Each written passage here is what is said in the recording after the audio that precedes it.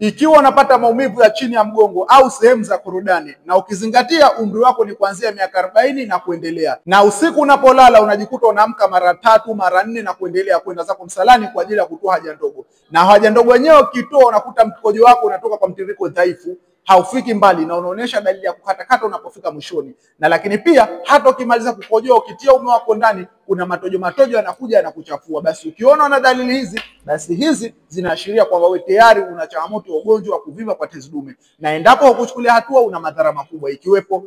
kupata kansa ya tezi dume, maumbile yako kuingia ndani na kuwa kama mtoto mdogo, yani nguvu za kiume zinapotea, lakini pia inaweza ikasababisha mawe katika kibofu cha mkojo, figo, pamoja na madhara mengine makubwa. Sasa ikiwa ni mmoja kati ya mtu ambaye kwamba una changamoto aina hii, jambo la kufanya ni kufanya vipimo vya tezi dume, na endapo utafanya vipimo vya tezi dume, basi itakusaidia kuweza kujua ile tezi yako dume ina ukubwa wa aina gani. Lakini pia kwa ushauri na matibabu unaweza kuchukua namba yangu katika bio, nitakusaidia kuweza kuondokana na changamoto yako. Tuwasiliane niweze kushauri.